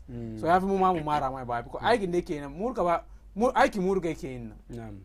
Ka understand whatever maybe in the your fight government at the end of the day NDC zone is zuka gan kama no kana rai dewa or you are good you come and occupy some position. You decide to go wannan bai bata aikin da yayi okay isa wannan ba issue bane mistrust ne na ga no ba ni na ga ba issue bane ya fi support su because ya fi me shi yayi gobe akwai aiki da wanda shi da wani position ko wani no ba yana yi saboda a biya shi ba wani mai yayi saboda ya samu suna wani kuma yayi saboda appointment a lot of you can include all kinds of motive to what abin da suke na but the bottom line is that two questions abin da yake yana yin saboda do the root issues exist? I mean, the further for now. Do they? Yes, we have problems to be fixed. Do they need support? Public support? Yes, we need to support them. Yakari. Come we do a call. One now is before the base if to have for the one. You want to say I actually work. I mean, I can come kakani. They don't kakashira. Just move on. I'm only one is the toes now. What is the toes? Some of the examples na esa ni mutaringa mubaro wana. Okay. Mubaro wana. Kama hiyo wananza. Yeah, kuma activism is a continuous process. Kagani. Come when they started activism 10 years ago, they continue activism for the next 20 years. Yeah, is so far. After yeah, is so far. Shima yeah, they may one up when they benefit. Shima life. She have to name it. And also because you have to do my family. CJ committee for joint action. Yafi suzo was going to Sutashi. Kagani ko suma sushiga chicken shoes on one mutani. She muna move. So kamanya na nafadi tundazo if the person is fighting for the public good at that moment, Abashi support. And later she got office. Fine, yeah, she got name one suma bangu kitabaking about. So they were kuma kana fight system back at key. Maybe ka fight or NDC or MPP yazo NDC MPP ya which NDC yazo. They feel like you can play a role. Ka understand I. One thing fighting for a cause. I have back opportunity talk. Kana baya kana kuwa talk. Zoka imuduba. Aka kira akakia kuma baka kakuta tama. Makasa wasu civil society are consistent even with criticism government. Bring back example Imani. Kaduba guys Imani na tamunda. No as for Imani no civil society su tam NDC keken suna fire suna bash. Must consistent. Mukaduba kufi bento the su Salon Branty the Soros consistent. Kasaba, there's a difference between a civil society movement and then movement so much into activism. Good. Someone like Imani Ghana, the Kayashi. Kagan Susuna Salmon support. Kagan financial support, logistical support. Deba su samu shi ma cikin garin ga suna samu shi suna in other Africa su support na sun samu isa me shi ma be jin kodai ma a kira shi ece yaje ka gani so wannan ya zama mai ma aiki ma gaba diya ka gani ko isa it's hard for you mu gani kaman difference na mu gan kaman wani kaman CDD boss CDD ya shiga cikin government ka gani yayi karfi because kudin da yake samu CDD ba ya yi shi isa yayi fight wannan na sai dai maybe a criticize su kaman ba sun karbi kudi sun suna attack government ko suna attack opposition amma yaso kaman wani su movement da wani ya dai gan wani problem ka gane ina nan no ya gan kaman wani abu bai go on well shi da kanshi ya tashi ya ce no bari ne mai mutane su support shi shiga for example kaman concern Madina youth movement aka shi an tashi aka fara move gidi one su ba su samu support from kowa ba su samu ka gane from kowa suna ta gidi su ni amma gidi ne mai shi ke yin nan ka gane kaman shi ma maybe yana da family ko ya samu family later esa maybe in gidi na kada ya samu kaman wasu problems ya solve in wani opportunity ya bude mai shi ya wuke wo amma ya wuke nan instead of mu ita tunanin kaman ya wuke ga movement ya mutu kenan to mu ita neman waɗanda za su yi su continue wannan fight da mai shi yake mai yiwa ma maybe mai shi ya je shiga wani wuri shi ma ya ta mistakes da yake fight amma ya fi mu samu wanda zai yi fighting shi right from the movement in dan kama abin da yake yin da America so na ga let's support young people bari dan doki messages ga halwa yau da muna kan Alamuran Gari inda muke tattauna da issues da make headlines during the course of the week na yanzu haka dai muna duban batun movement dai na demonstrations da abubuwa kan da wasu suke benefit da kuma mistrust da ke cikin da abubuwa muna duban fix the country bari doki messages ga dai Samin Adams kenan wai thumbs up. Ahmed Fatima kuma great discussion guys. Prince D kuma wai Bosu Ziku future president inshallah. Wasan ko dai na da wannan ambitions ba. Future president inshallah. Wani Prince D kuma no way great talk. Ohima Salma Bila kuma wai I'm enjoying the discussion. Sa messages nan dai kuma ku send muna messages ku dai kan WhatsApp da Facebook duka. Muna stream live kan Facebook. Kunya ku je ku duba wurin baka da access to TV ka send message ka from wurin. Sannan kuma WhatsApp lines mu kuma na kan screen na kunya ku send messages ku wani question ni wani suggestion ni contribution din da zai enrich discussion ne about discussion ne yayi kyau yayi dadi kuma ku har yau dai muna kan al'amuran gari inda zamu duba next topic mu batun dai elections mun duba during the past week mun ga Mahama ya riga ya petition special prosecutor da gudan nan yana gwada kaman allegedly people have paid money to delegates to win votes yasa shi muna duban batun politics zamu do in the larger context batun politics mu ya zo yayi batun kudi wani way monetocracy it goes to the highest bidder wannan angle nake so mu duba shi kanda politics mu da elections mu duka yanzu wasu na ce ma koko season delegates kenan da ake ba su kudi mun gani wasu sun fito regional elections da aka yi na MPP da aka yi wani ya fito ya ce shi ya ba 1000 Ghana each delegate kuma dankan wani ya biya ya fi ma shi wanda ya biya ka gane ko isa ya za ya magance wannan batun kudin da ke shiga batun politics mu wani kuma ya yagi kamar no mutum da ya zo gidanka ko ka je gidan shi akwai wani abin da kake yi mai ka ba shi ruwa ya sha ka wannan ba bribery bane ba kana influence vote shi ko wani kyauta dai ne kake ba shi ya za a duba batun biyan kudi ko monetocracy da ya zo batun politics mu kamar ni da kai haka muna so mu contest ya fi muna da wani kudi ni haka wani politician ya ce min ya spend billions of Ghana cedis for election da ma bai ci ba wannan ma ba national wanga level ba ne o amma bai ci ba sai nake so mu duba batun shanin kudi cikin politics da ke hana wasu da ba su da maybe godfathers da sauransu da za su yi election kuma ya petition Mahama ya riga ya petition special prosecutor maybe shi ma ya yin look into wannan na'am. Okay, so farko na ce corruption da garin ga ke face so dewa ina fara from even grassroots elections branch elections ma yes grassroots branch elections sannan dai ya zo regional ya zo national sannan ya zo you know the entire nation electing our leaders now so dewa ina ga politicians da kansu su suke kawo waranga abubuwa because before I elect wani into government me shi ya zo yawo ina neman taimakon mutane a vote mai to maganan da zai yi maganan jin dadin da zai yi ma mai shin na in Allah ya sa ya samu wannan opportunity ya shiga cikin government ko ya samu position da yake nema shi in ya je igan reality nan shi gan kaman gaskiya taimakan da nace zan yi taimakan nan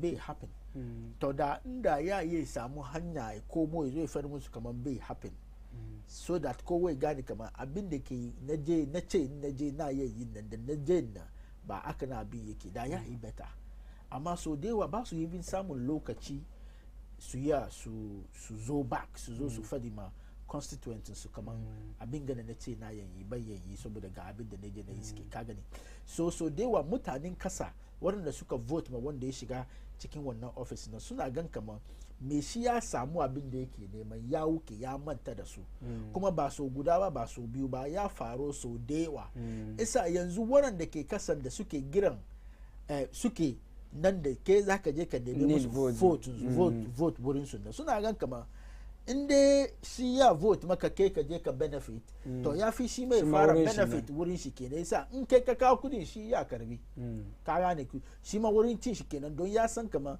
in ka samu ka wuki ka manta da shi ba ka tunanin shi kuma yasa shi ma inda zai samu kenan kuma me yasa wannan abubuwa ya fara zuwa abubuwan ga ya fara happen saboda muna ga mutane da yawa sun shiga cikin politics ka ga wani bai da komi bai yi komi cikin life shi ba ka gane ya shiga cikin politics ka ga in the like 2-3 years kagan ya fara jina gidade kato ya fara sai lorika ya fara amass a lot of properties to himself to me yasa waɗanda suka vote maka ba su gan kaman maybe wani abu ya fara shiga hannunka yasa ya je ai kaman ba political office is a gold mine yasa for that reason na in dai kana son ka samu taimakon wani ka je cikin gold mine na ya fi ka biya because biya san kaman ka je cikin gold mine na ka manta da shi yasa biya sai ka je gold mine shi ya gane kaman shi ya samu nashi yasa abin da ke kawo matsalan kenan yasa in dai da kagan zan kai back to conversation mu earlier on in da mun ya mu fara duban asset declaration nan ka gani before mutane su shiga cikin office ya reduce the level of corruption da muke engage in or mutane ke engage in suka shiga cikin public office wannan nan ya a limit waransu expectations da mutane suke neman su samu from office holders and in that way na in wannan perception ifara zuwa then you not need to elect people saboda abin da zaka samu but saboda me shi ya yi aikin da ya kamaci bari malam hudu kuma ya zo cikin duba da it goes to the highest bidder kenan vote na ko elections na menene ra'ayinka kan batun da su cikin democracy mun ga da muka tashi muka iske ba taba yin wani election cikin wani intra-party election da wani allegation of bribery and corruption here and there taba ya crop up ba so wanga it's not new ka understand amma kamar yana get worse don kaji kudin da mutane ke fadi suna spend even last kamar last 4 years na NDC aka wani MP ne ban so buga kira sunan shi yace we ya spend 300,000 just to win as a PC or parliamentary candidate for that party. 300,000 3 billion Ghana cedis. Wow. So the question is, me ke cikin wannan office ne me shi zai bata iri wadanga kudade koko arziki saboda ya samu wurin. Kamar yadda dama na fadi, akwai wani abu da suke samu wurin. Ba ka ba, why would you waste all your money? Kuma kamar yadda fadi, mutane da yawa ne muna sun ka je university muka kare. Me shi bai wani aiki ba bai gaba da no ya samu politics ya shiga no an zo no shikenan ya win an ba shi position within 3 years kagan gidagen da arzikin da mai shike mallaka ya baka mamaki so in effect akwai abin da suke samu that is why they will pay their way all out to get it kuma wanga ba yau ya fara ba even this elections ma akwai wanda ma on camera yana bin mutane kuma ku komo da kudin da na ba ku tunda dai ba ku vote mini ba akwai fear delegate kenan sai join fear delegate ya karu kudin ka da west part ya fito ya ce an karbi yana bin mutane na gidajen su ne ba ku ban win ba ku bani kudin da ba so shi na ya gaida shi so monetization of our politics ba yau ya fara ba but it's getting worse because yanzu an ga kaman in ka shiga wuri akwai cin kana sana so to be able to nip it in the bud nan electoral commission has a role to play How are elections be funded in this parties country? They can finance elections. And then should they soon run very expensive political campaigns, rallies. Shebe she do win power. Kana samani inyezo couldn't they battle to connect some we win now. Investment. So we should be serious. We haven't been serious. Otherwise the systems are not working. But we should be asking them, in now samu kudi. So if the highest bidder is able to win, in years the bash, you have to clear. So award contract about can she go one can she samu through that samu ya recoup abin so this is no new. From Ama to Honorable Araga to petition the OSP office. Then he is already burdened with a lot of critical issues. National corruption reported alleged allegations they want corruption no wanga de corner here to ba yin ya zama normal be fi no it's become normal now I mean in politics delegates na suma kamar wanga kokos is kenan she party member ya ce yezu ta mu ya kai inda kana so this is my price 2,000 so he shouldn't waste the OSPC. Already, my she couldn't make any mama baba. No, thank you. In a few, couldn't trivialize issue. No. It's an issue. Ena wanga, come on, carry cover the genesis in corruption. Don't win election win yeje. Ama he still has a role to play. Kana sana. Kuma the point is also that Kagan delegates in Gaduka, when the Suki put themselves out for political power in Gaduka, what agenda is she? Kana sana. So the morality of machine now, in terms of his upbringing and all that, she about some of us come on for some of us, but we should get in politics. Kwabine faruwa wurin nan. If you have ethics and you are morally abinga, back I reka shigachki. Kana sana. Suzuka zayene zuge rufe ma juna asiri. But the point is that EC has to be up and doing. Kana sana. They should be up and doing in some of these corrupt related abinga. But it will still remain something that anga magana shi next election ya wuce. It happens in NDC. It happens in MPP. So ya ga mu fara mu magance shi.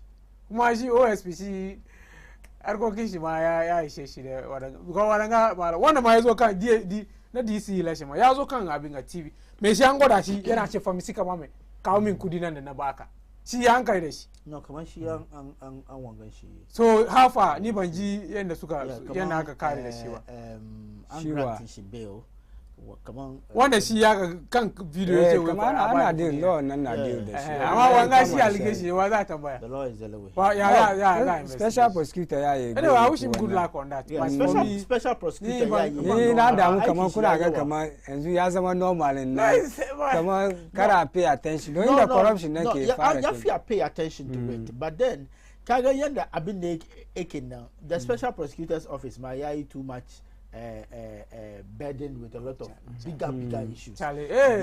So, the other, yes, yeah, from that. But then education also plays a very, very vital role. Yeah, very mutane su fara ganewa na aikin MP, na aikin MC. Yeah. Ka gane, na aikin ya sunan shi Speaker of Parliament.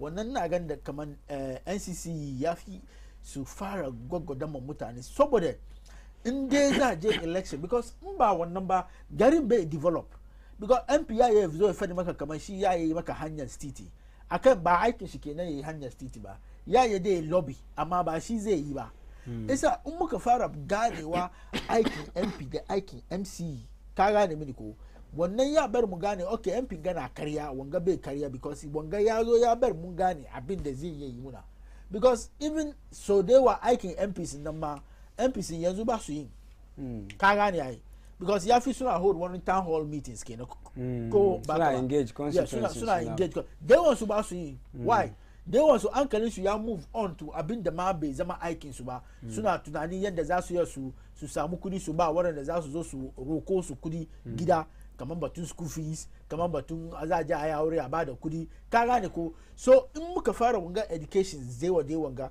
maybe ya yi shiga cikin hankalin young ones nan yanzu dai ina gan kamar manyan nan sai dai mun sa wani su measures mu control amma prevention nan dai ya fi fara from the grassroots ka gane mini so these are some of the things that we actually need to put in place. But then the special prosecutor can also play a role because I think Hassan Ayarga has done a good job by Mahama I beg your pardon. Wani ma ya ce shi MP ne yana da wannan moral authority ya ce kamar maybe bai bayar wannan though dai is a step in the right direction wasu kuma sun criticize kamar as an MP dai ko ya hankali dai maybe shi ma ya settle wasu dai kuma there is one thing that we do as a country we equalize things with the past. Yes, you see, I think every well-meaning Ghanaian or every I want to choose my words right, but I kind of yes, every forward-looking citizen will, yes, will not may she be che kamamba somebody antabayin she in the past. It's a yard to keep past in a justify present. Waɗanda suke yin wannan saboda Allah su bari muna gan da yawa kan TV kagan wani ya ce wai kaman 20 wani abu an taba yayi wani isa me yasa ni zai magana kan wanga an manta kaman gaban da zamu nan ya fiya fara jaran abubuwan da muke meet from gaban mu saboda wanda ya tumbata cikin past nan baya yi komai about it isa gaban nan abin da ya faro yanzu shi ya fiya address a handling shi saboda gaba bai happen isa maybe muka fara duban warannan abubuwa kuma in that way na things ya fara change mu fara equalize with past events. That's what we do last kai batun ya sunan shi electoral commission kasa akwai political parties act 2000 kama act 574 kenan ka duba first session na mai na talk about political party funding na ga wurin na kamar isi sun kwana yasa ya bari wanga abubuwa yazo ya mamaye mu still kamar is getting out of hand da isi kuma sun crack whip na in that direction to duba ko dai su duba political parties act nan duka ma in total batun political party funding every election time yana zuwa isa ba mu san kudin nan ma main political party inda kudin su ma ke fito su ake finance su da abubuwa banyan ka wake gaba muna we have all the fine laws kaga enforcement shine magana kana kuma banyan ka bakin gaba an karbi kudi saboda akwai hardship kuma cikin system inda yana da kudi na you can't bribe me ko na da wani aiki da yake you can't bribe my conscience amma wani nuwa na ya hardship ya mai so much so that ka ba shi 1000 Ghana kaman ka ba shi wani abin da for a long time bai taba gani cikin rayuwar shi ba kana sana but if the system is okay and everybody akwai aiki ko wana shiga da fita wadanga duka ya zo kasa ka understand that because if I'm a delegate I'm well employed or gainfully employed now that ka bani ya kai wadanga ba bai malam it will persist to I don't know unless we begin to set up look at how we will refine our politics. I do. Amade kana ga is a tall order for. Is something that buy magance. No. For me. When today na West dey don't. For me. Baka da kudi dey forget kamar zaka stand wani position. Du wasu wayna suke. To an ce maka zo ka baka biya ba dai ba. An ce ka ga garin talka ya zo yace ke baka samu. Maybe kana da competence na amma saboda baka da competence baka da kudi baka samu. Ina jin last wani abin ga Professor Lumumba daga Kenya.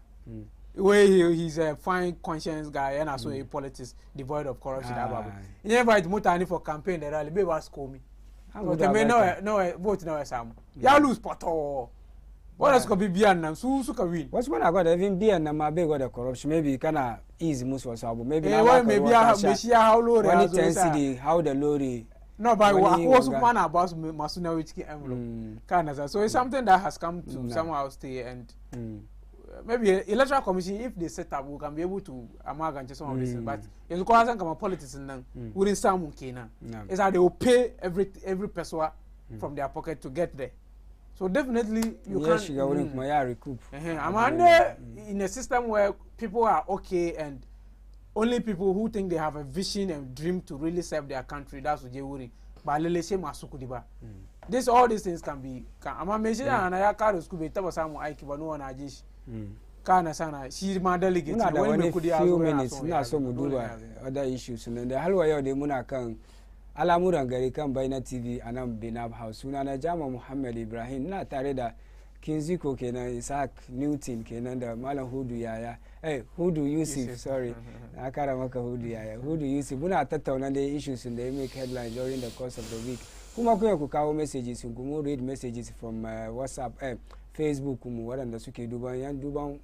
live on TV kuma WhatsApp line account screen kun ya ku send messages ku mu read mu and reach discussion nan to kuma je mu duba dai time mu dai ya kuri amma mu duba wanga issue kuma da yazo batun yake kiran shi wa da muka gani yara matasa mace da namiji aka yi musu bulala ko aka yi musu dai wani abinda bai dace ba dai mun fadi haka compare the law nan zamu compare the law amma yan garin suna gwada kamar maybe wani custom wani abu ne da suke yi haka naji ma za yi musu aure ana gwada kamar za force su aure saboda abinda suka yi na recent news da naji amma mun ga issues din da yazo aka flog su in the front of the NAS palace inda aka mutane suka zo suka criticize wasu kuma wai no ya fi a set example saboda morality ya za ka yi wanga aiki kamar ka have sex da wani kuma ba ku ya aure kuma ku record kuma shi ku zo ku sa cikin public domain kun kawo community nan into disrepute kenan kun bari sunan garin ya bata sarkin kuma da ke da ku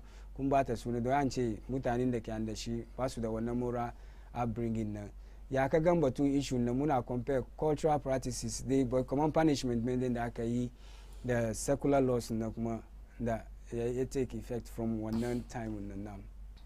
Okay kagan magana ga she mu rarraba shi kenan ka ganin dai muna so mu samu fahimta sosai she mu rarraba maganan nan sosai. First of all mun duba wa in its whole entirety. Kaganwa is a more Muslim dominated community. Kagani ba we Muslimai kare suke wajen ba, but most of the people na Muslimai ne. Kuma so that means it has this religious you know appeal wurin na. Bayan shi kuma mun duba kaman sun zama mutanen da suke hold tradition in so very high esteem. So the culture is deep rooted in the Wa community. So Wa community na kuma ina find kanshi cikin Ghana, which is a democratic secular state which is extremely democratic. Kagane, and we are being governed by the 1992 constitution. Kagane. So ya jazama kaman one two conflicting things. But bamu ya muche extremely conflicting because akwai doka ko ba ka ba. To naji in a lot of statements from the PRO of the Wanas Palace in the HA kaman abin da yasa aka yi mutanen bulala, so they were shi abubuwan ga yana faru ina saran happen cikin communities so yayi da yawa isa manyan gari sun zama suka understand kaman ba ya fi su kawo wasu measures, and measures nan da aka kama ka cikin wanga act an kawo ka gidan sarki a yi maka bulala gaban sarakai ba gaban mutane ba. Ka gane saboda ya deter waransu off from doing it. So in ka duba from the culture perspective nan ka gan kaman wanga reason it really sinks well. Ka gane in ka duba from the religious perspective kuma an ce da ya follow Sharia in that regard, but in this case in this case because Sharia is unaccepted in Ghana, it's a maybe kagan kaman some massaging she just there to let waransu mutane to stay away from acts like that. It's an suka kawo bulala ama wanga case nga bulala na an yi shi in the open, mutane suna wurin na ana duban su. Then in ka duba the other aspect, in zaka duba shi from a democratic point of view ko in a legal point of view, ka gan kaman sex from two consenting adults is not illegal. Ka gane ko whether sun yaure ko ba yeah, whether ba su yaure ba, whether sun yaure za mu duba shi from the legal perspective. This is sex from two consenting adults, it's not legal. It's legal. Kuma videoing their sexual activities is also not legal until they begin to circulate it and make it public.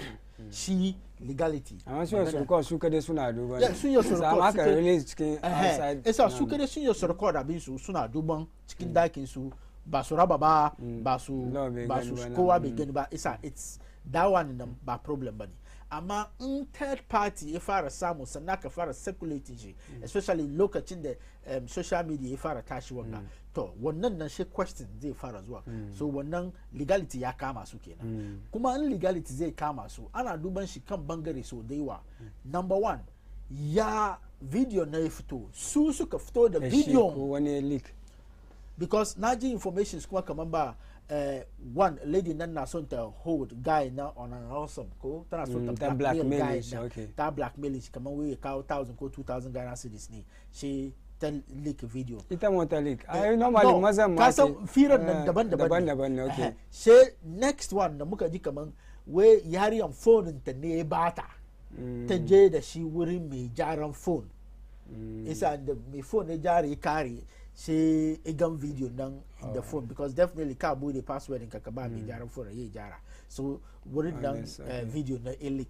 Waransu kuma we su biyun dan suka understand kamar suna son su leak video nan, so kaga statement wanda leak duka dai wanda ke leak with under blackmail ko menene duka law na ya kama shi don baka da right ka leak wani private session wani haka in dai an leak because of blackmail law ya kama wanda ka leak nan wanda kuma a leak whether repairer ni ya gani video na a leak shi ya fi law na a deal with him very well because wannan is unacceptable. Ko kana threaten wani ma kaman ka leak. Yes, ka leak. Wannan kuma it's an offense. Esa yanda dai video ne fito ina gan police ai sun san yanda za su yi kuma waɗanda suke gan kaman an ya leak video wani ba da sanin kowa ba karya ne yanzu systems na nan police sai dai sun yanka ne ba su same ka an ya trace a gan wa fito da video first kuma ya kama mai shi isa in that angle nan ina gan kaman da ni bulalan da aka yi ma mutanen nan in public one is wrong two bulalan nan ma da aka yi nan ma because ina gan kaman da ya fi about law na it take its course but if you are looking at it from the angle in the PRO nefto kaman abin ya zama rampant for that reason abin the measures in the suma suka aje cikin garin su kenan inda zai yi deter waransu from getting into it sai ka gan kaman well wani bi yayi saboda waransu kasu yi amma yanda aka yi shi cikin public nan shi ya zama kamar wani ya ce ko ya yake it's not just once you are under this current guy batun 1992 constitution muna deal with the laws of the 19th constitution ko secular laws wanga it's no matter how you feel sentiments in keke ba ka use wannan ka flout wannan bigger laws da ke nan na 1992 constitution bari zo nu kara bayani kan wannan issue na Allah sade because the chief na way he has taken full responsibility full responsibility for the whole thing still not tunane me yasa mutane biyu za su shiga cikin daki su yi wanga immoral act so video shi I'm still going to try to go into their minds so video na guda yayi on the back side of guda ko su biyu su agree kaman mun shoot kamu in this act. I'm still grappling to understand. Kana ba wannan yaje konta. Da wannan magana kan the cultural traditional nature of wannan. Inda ya zama kaman ya zama rampant kuma sarakunan garin nan they think that these are some of the ways to keep the recurring nature of Iriwadanga Banga. It's something that we need to go into to find out why that institutionalized Iriwanga punishment for some of these things. But be that as it may, Muna Chikingari, the whole country, Muna the constitution, it supersedes every other law. Whether Kuno Kukaje come on 1 year, I've been the Zamaikega and all that. Can't understand that. But na jin kaman an arrest wanda suka yi mutane so fa mun gani mutane uku da ba abin da ke ya abin gamin kaman sarki ya fito yace wai shi ya sanction ko ya approve ayi bulala nan cikin public sai na kaman isa yanzu mutane da aka kama su nan who is ultimately responsible? He has taken full responsibility. Na ga shari'a sake su kenan because sarki ya wada kama ayi akin da kai kuma lawyer kama ai sarki gari ya ba da wurni kama ayi ake wanga acting na yi ke carry out acting yasa you an accomplice kenan kana sana tunda dai muna da cyber security law anya inda ana so investigate kaman yanda ziko ya fadi anya duba wanda ya leak abin nan first she a duba deal with them from the side of the law kuma she culturally kuma abin da ya kamata su yi but anything they put in place to deter people from they should make sure that it's always in consonance with the law.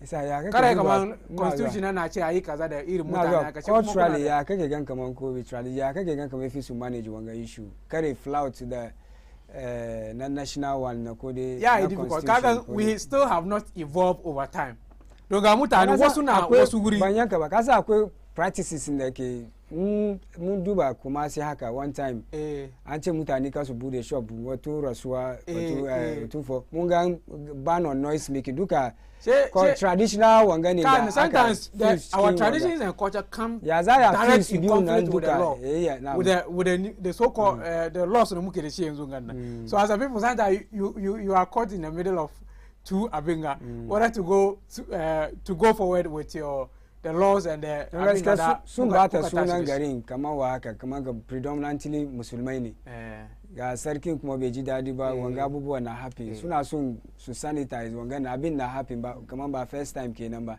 they want to sanitize wannan abubuwa su magance irin wannan issues na ya za su yi wannan ba shi ba su affect ya sunan shi dan nan irin wannan gaba ba ake use cikin community a deter crime and sins and all these things amma yanzu mun ce mu waye gari democracy an kawo law da zawo so yanzu haka ni in kai sarki ma ne kana bani tausayi because there are cultural practices and norms da muka sani inda wani abu wani sata ko irin akwai abin da ake mai yanzu haka law ya zo bai baka hanya kai yasa an kai sarki ne what else can you do sai ka ga kaman you are just wani program na gaba kaje ka zama cikin kujera kuma ke ne sarki amma baka wani law nan bai kana sana amma na kaman kuma sine to void and the conversation too would have been different so maybe we should look at our constitution review which said that some of these customs and traditions they are fine center stage or properly punishment in any issue no new punishment no punishment in next ni musulmi ne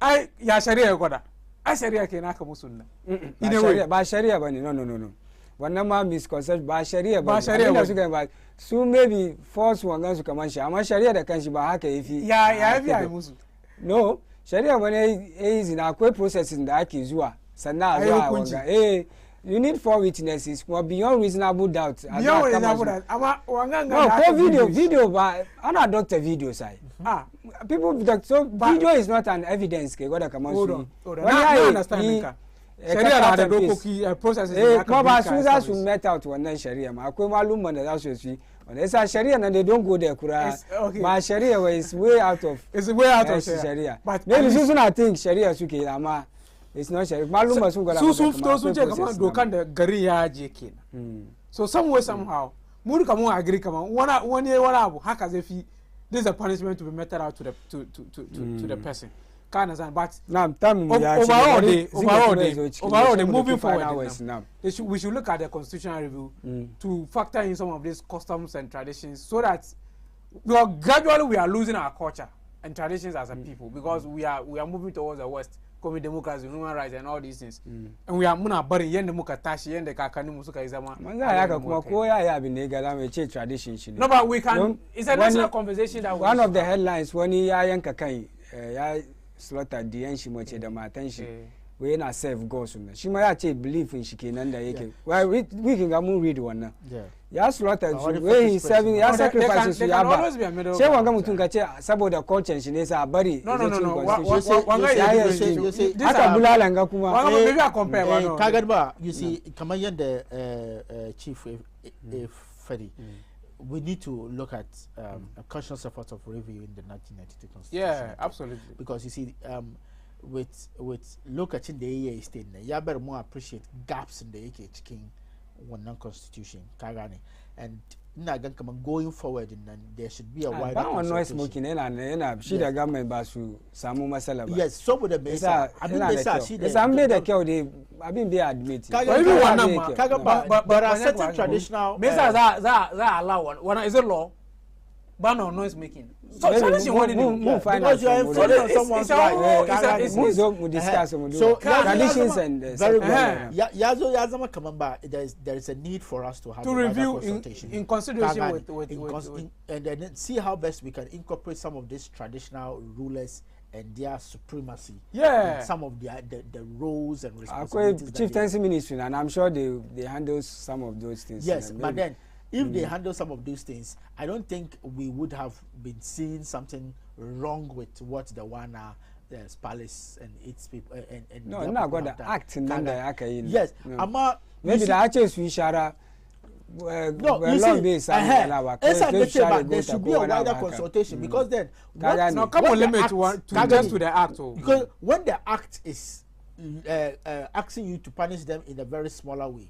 Come on, 2 people have done a sex video and then they've leaked it out, and then one of their punishment is to sweep the whole. That's why we chose. It's not then that is what's the punishment? What's the effect? And then look, these 2 people. That's one of my flat for releasing the tape, sex tape. One of my lawyer deal with this. One of my is a crime. Very good. It's a crime. So one of my we start from there. Very good. But then even in the first place in that. In traditional authorities, some of the beating now, I saw the video na viral. Briefly, 30 seconds can wrap up the final words. Once so much time already so I think overall this issue that muka discuss from special prosecutor now what we are faru kagan we find ourselves in a first whether to follow the constitution or tradition. So it's high time we review the constitution in deep consideration of our customs and tradition, because essentially we are rendering our chiefs useless. Excuse my language, because me na be komi I mean, government here for the chicken. We choose democracy. We choose. But don't forget that constitution. It's a. Maybe. So we should be careful what 30 seconds. Okay. So last words is that these are looking that the magana one could have. Number one, na geshe the young Madina Zongo, especially concerned Madina youth movement. Naga aikin the suke yi digame the land Zongo junction na son chemo so ita kokari so ita aiki sosai. Kuma masalacin Sheikh Salman that akwai work fund. The Umma Work Fund. Shi kuma ana dai ta tara fi sabilillahi mutane kuma akwai short code da za ya ascend wannan fund to, which is star 790 star 790 40 hash. Yes, wannan ka dial shi ka follow wangan processing. Jama ba ka register wa. Mun zo mu yi batu. Ai ta detect ka automatic detection. Yes, kuma ina gode ma Baina TV, kuma ina sanar da mutane mu kowa ya fara duban Baina TV mu support namu abin da yake cikin kenan. Na gode. Isaac, bari duba messages dai ya zo, bari duba ya sunan shi wanga we great king Ziko, wanga kuma we masha Allah, wanga kuma great show Ziko on point. Ziko the future president kenan ka duba ka wanga okay na ga mu wrap up kenan insha Allah. Jama'a inda zamu kawo karshen Alamuran Gari nan ga kenan. Sunana Jama Muhammad Ibrahim. Kowane sati ranar Saturday haka from 9 to 11 kenan zamu kawo muku. Yau dai ku yafe muna ba mu fara on time saboda wasu technical issues. Yasa wanda suka taimaka mini muka yi wanga issues muka discuss, baki na shine Ishaq Abubakar Ziko Newton, wanda dai muka san shi kin Ziko. Muna karin bayani dai kan labaran da muka discuss. Sannan kuma muna da Nuhu Yusuf, kuma shi ma ne Hudu Yusuf, kullum na ce Nuhu Hudu Yusuf kuma shi na administrator Umma Work Fund, da shi mai muna karin bayani batun dai labaran da muka discuss. Ni ma sunana Jama Muhammad Ibrahim, inda muka kawo muku Alamuran Gari da yana duba issues dai da ne headlines during the course of the week, da zamu duba musassanta from different diverse backgrounds ko vibrant opinions ne. Yasa kuma ku ta send messages ku WhatsApp, Facebook duka mun karanta messages ne. Yasa mun ga mu dasa aya. Insha Allah kasance da mu next week kuma mun komo another edition da zamu kawo Alamuran Gari. Yasa mu ce assalamu alaikum wa rahmatullahi ta'ala wa barakatuh. Kasance duban Baina TV connected to your world.